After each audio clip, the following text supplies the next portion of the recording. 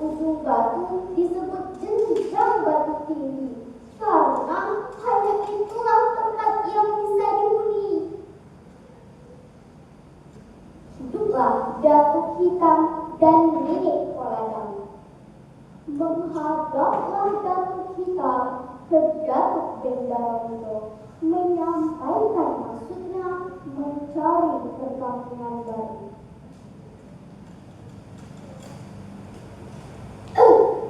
Assalamualaikum Datuk Bendaro.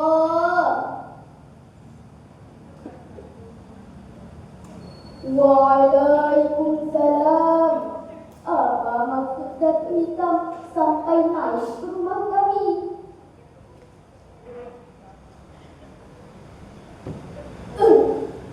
Tujuan aku datang ke Datuk hendak mencari wilayah baru untuk mendirikan pabrik. Dengan lantang, Datuk Bendarondo berbicara dan memberikan mandat mencari wilayah baru.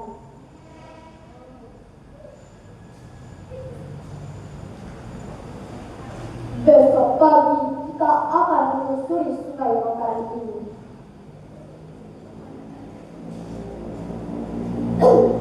Baiklah, kalau begitu Datuk.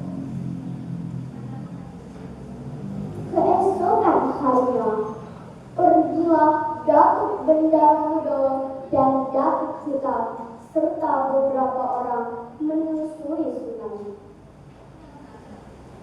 Setelah lelah berjalan, akhirnya mereka memutuskan untuk mencari tempat beristirahat.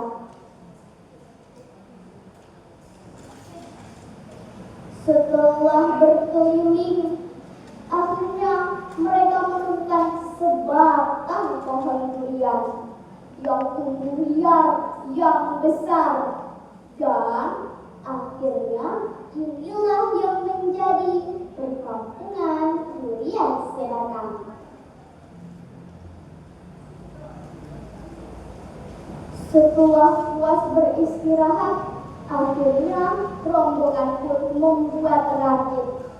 Selanjutnya mereka berlayar dan sampailah mereka ke Danau Jalabasalam yang sekarang disebut Teluk Beranji. Nenek Koladang membawa seekor anjing yang bernama Sibela. Pada suatu hari, Sibela tidak mau beranjak. Ia terus menggonggong. Rombongan berpikir dalam hati, mungkin disinilah tempat mendirikan kampung.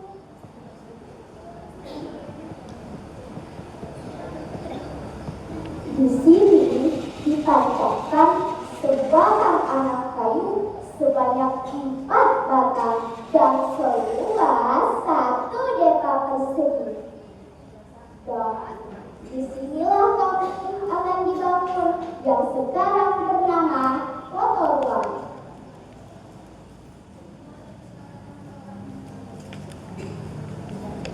Berhentilah kita di sini dahulu. Sibela terus saja menggonggong nampaknya. Di sini lapang dan tidak banyak semaknya.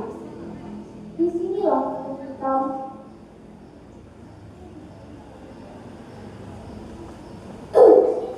Kalau itu kata Datuk Bendarondo, ya baguslah tempatnya. Dengan berjalannya waktu, dari Kotoruan perkampungan pun mulai berkembang, yang sekarang disebut Kubujuan. Tempat ini dulunya tempat orang berladang, yang rumah ladangnya terbuat dari kayu jual. Selanjutnya, perkampungan pun mulai berkembang ke arah Sungai Krial yang sekarang bernama Tepi Air. Perkampungan ini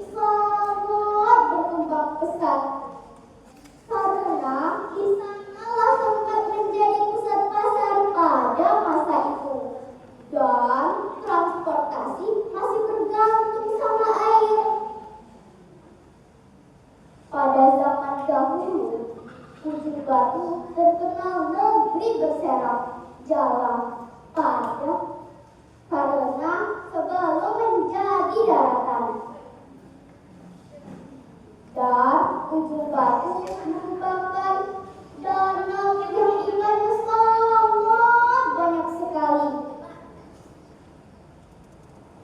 Dengan perkembangan yang sangat pesat ini, maka ujung batu menjadi perhatian dan menjadi rebutan para penjajah.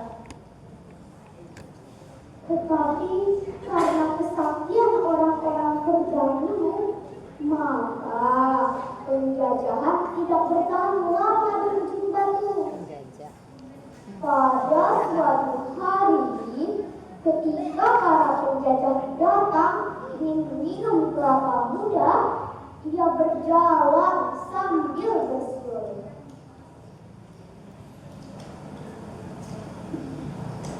Hei, rakyat jelata, anggap saya kelapa muda. Dan Datuk mengusap batang kelapa muda dan menepuk bagian kelapa muda dan berkata,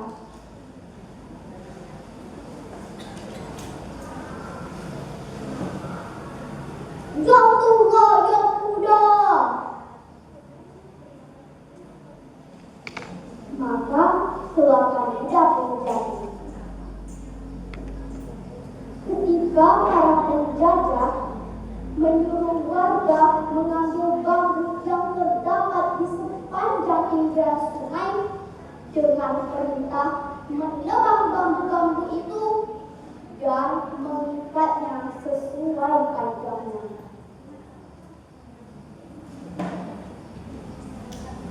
Maka warga dengan santai menebang bambu itu tidak menggunakan parang. Mereka menyisir bambu-bambu itu menggunakan tangan kosong. Lalu mengikat bambu-bambu itu sesuai dengan panjang permintaan penjajah. Sekali lagi penjajah pun lari jungkir balik karena ketakutan.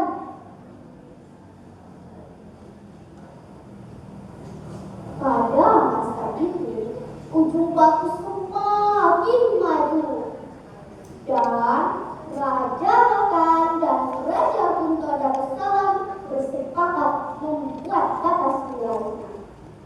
Rokan batasnya diam sebatang, kota lama batasnya lebih jauh. Demikianlah yang dapat saya sampaikan. Saya akhiri. Wassalamualaikum warahmatullahi wabarakatuh.